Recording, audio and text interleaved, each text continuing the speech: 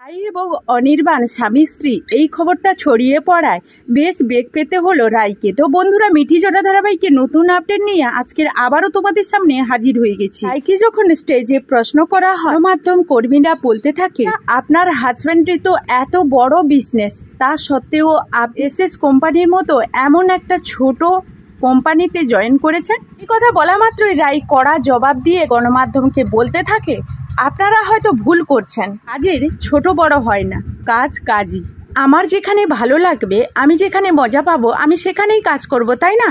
এখানে কোনো জায়গায় উল্লেখ করা নেই যে যার স্বামীর এত বড় একটা বিজনেস থাকতে পারে, তার স্ত্রী কখনোই অন্য কোনো ছোট কোম্পানিতে কাজ করতে পারবে না। এখানে কি কোনো বাধা আছে, না কোনো নিয়ম আছে? এই কথা বলা মাত্রই গণমাধ্যমের লোকেরা বলতে থাকে, না, সেরকম কোনো নিয়ম নেই, বাধা নেই। তা সত্ত্বেও আপনার হাজব্যান্ডের এত বড় একটা বিজনেস থাকতে আপনি একটা ছোট কোম্পানিতে কাজ করছেন, কি এমন প্রয়োজন পড়ে গেল? তার থেকে বড় কথা, এখানে তো আপনাকে অনেক বেশি স্যালারিও দেওয়া হবে না। তা সত্ত্বেও আপনি এত বড় বিজনেস ছেড়ে এখানে পড়ে আছেন। তাহলে কি আমরা ধরে নিতে পারি আপনার হাজব্যান্ডের সঙ্গে এখন আপনার কোনো সম্পর্ক নেই? এখন কি আপনাদের সম্পর্ক নিয়ে আপনাদের মধ্যে কোনো দ্বিধাদ্বন্দ্ব আছে বলেই কি এখন আপনারা আলাদা আছেন? এই কথা বলা মাত্রই তখনই অনির্বাণ রায়কে বাঁচানোর জন্য গণমাধ্যমের লোকেদের সামনে এসে বলতে থাকে, দেখুন, আপনারা আমাদের পার্সোনাল ব্যাপারটা আমাদেরকে বুঝে নিতে দিন। আমি এরকম একটা বড় অ্যাড এজেন্সি চালাই বলে যে আমার স্ত্রীকে আমার কোম্পানিতে কাজ করতে হবে, সেটা কোনো কথা নয়। আমি আমার স্ত্রীকে সবসময় স্বাধীনতা দিয়ে রেখেছি, ওর যেটা ভালো লাগবে ও সেটাই করবে। আর ওর ব্যক্তিগত ইচ্ছে ছিল যে আমার কোম্পানি থেকে সরে গিয়ে ও অন্য কোম্পানিতে গিয়ে কোনো ভালো কিছু করবে, ওর নিজের যোগ্যতা প্রমাণ করতে চায়। তাতে আমার মনে হয় না ও কোনো ভুল কাজ করেছে। এই কথা বলা মাত্রই রাই অনির্বাণকে এড়িয়ে দিয়ে বলতে থাকে, আমার কাছে সব থেকে বড় কাজ যদি কিছু থেকে থাকে, সেটা হলো নিজের আইডেন্টিটি। আমি কোনোদিন অন্যের ওপর নির্ভরশীল হতে পছন্দ করি না। আমি আমার কাজটা নিজে করতে খুব পছন্দ করি, আর তাই নিজের জায়গাটা নিজে খুব ভালো করে বুঝে নিয়েছি। কারণ আমি চাই না আমার শ্বশুরবাড়ির লোকেরা কোনো একদিন আমার কাছে এসে বলুক, সাপোর্ট পেয়ে আমি একটা অন্য পজিশনে বসে গেছি, তাই আমি নিজে থেকেই অন্য একটা কোম্পানিতে কাজ করতে এসেছি। আমার মনে হয় না আমি কোনো খারাপ কাজ করে ফেলেছি। তখনই রাইয়ের বস এসে রাইকে বলতে থাকে, না না না রাই, তোমার মতো মন মানসিকতার মানুষ হয় না, সকলেই এরকম করে কিন্তু ভাবে না। তুমি একটু ভিন্ন ভাবছো, কারণ কেউ চায় না তার হাজব্যান্ডের এত বড় একটা কোম্পানি থাকা সত্ত্বেও কোম্পানি ছেড়ে এসে তুমি আমাদের এই ছোট একটা কোম্পানিতে কাজ করে আমাদের এই কোম্পানিটাকে বড় নাম দিতে চাইছো। সেটা কজন করে বলো তো রাই? রাই এক পর্যায়ে অনির্বাণকে ওর বসের সঙ্গে আলাপ করে বসকে বলতে থাকে, স্যার, এই হলো অনির্বাণ সিনহা, যিনি আমার হাজব্যান্ড। উনি রায়ের বস বলতে থাকে, এত বড় একটা মানুষের পরিচয় লুকিয়ে আমাদের কাছে ঠিক করনি। তবুও আমি বলবো, হয়তো তুমি ভেবেছিলে যে এই মানুষটার পরিচয় দিলে আমরা হয়তো চাকরি দেব না, তার জন্য হয়তো সেই ভয় থেকেই তুমি এই পরিচয়টা লুকিয়েছো। No problem. তো বন্ধুরা, এই ছিল মিঠি জোড়া ধারাবাহিকের নতুন আপডেট। এই ধরনের নিত্য নতুন আপডেটগুলো পেতে আমার ভিডিওর সঙ্গে থাকো। তো বন্ধুরা, প্রতিদিনই মিঠি জোড়া গল্পের সঙ্গে সঙ্গে আমি আমার ডেইলি লাইফস্টাইল ব্লগ শেয়ার করি। প্লিজ আমার ব্লগগুলো দেখে আমার পাশে থাকবে। তো চলো এখন আমার ব্লগ ভিডিওর সঙ্গে কি করে না করে দেখতে থাকো।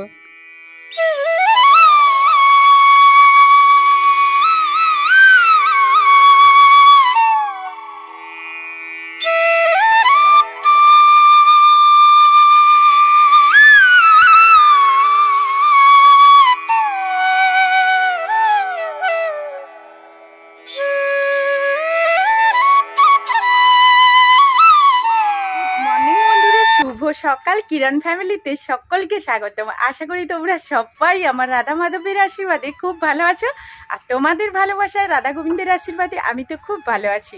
আর আমার কিরণ বাবা দেখো ওই যে খেলা করছে, সকালবেলা উঠেই খেলা শুরু করে দিয়েছে। প্রথমেই চলে গিয়েছিল বাবার কাছে, তো ওর বাবা তো এখন মাল করতে বেরিয়ে গেল, আর ও এখানে চলে এসছে, এই যে খেলা করছে।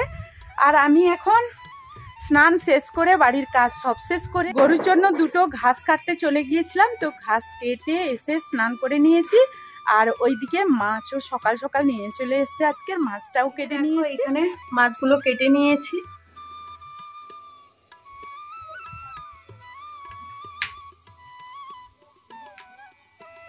যেহেতু কিরণের বাবা মাল করতে চলে গেছে, সেহেতু তো দোকানে যেতে হবে, এই কারণে দোকানে যাওয়ার জন্য একেবারে রেডি হয়ে গেছি। বড় মেয়ে পড়তে চলে গেছে, ও আসুক, তারপর খাওয়া দাওয়ার কাজে যাব। তো এখন একটু দোকানে খুলতে হবে, আর দোকান থেকে তারপর 10টার দিকে একটু ব্যাংকে যেতে হবে, ব্যাংক থেকে এসে আবারও দোকানে থাকতে হবে, তারপর রান্না বান্না। আর আজকে তো মেয়েরা স্কুলে চলে যাবে, দেখি কে যাবে কে যাবে না সেটাও আবার দেখতে হবে। যাই হোক, এখন কিন্তু দোকানে চলেই এসেছি, তোমাদের সঙ্গে কথা বলতে বলতে দোকানে চলে এলাম। এখন চলে এসেছি দোকান থেকে, আর অনেকটাই বেলা হয়ে গেছে। রোদ্দুর তাপ তোমরা কীরকম বুঝতে পারছো জানি না, ভীষণই তাপ, ভীষণই রোদ্দুর। এত সামনেই যেতে পারছি, মানে ছায়ার দিকে দাঁড়িয়ে কথা বলছি, না হলে কথা বলতে পারছি না। তো এখন দোকান থেকে চলে এসেছি, দোকান অলরেডি বন্ধ করে দিয়েছি। এর ফাঁকে কিন্তু ব্যাংকেও গিয়েছিল, গরমে আজকে স্কুলে যায়নি, ছোটরা গিয়েছিল, আজকে তো শনিবার, তো ওরা চলে এসছে। আর এখন আমি রান্না বান্নাও করছি, দোকান থেকে এসে রান্না চাপিয়ে দিয়ে তারপর কথা বলতে এলাম, কারণ অলরেডি অনেকটা দেরি হয়ে গেছে। এর ফাঁকে আমার কিরণ বাবাকে স্নানও করিয়ে দিয়েছি, এখন কিন্তু গরু ছাগল খাওয়াতে যাব। একেবারে গরুর গায়ে রোদ্দুর লেগে গেছে, আমি ছায়াতে নিয়ে এসে বাঁধবো ওদেরকে, আর খেতে দেব, তারপর আবারও এসে তোমাদের সঙ্গে কথা বলছি।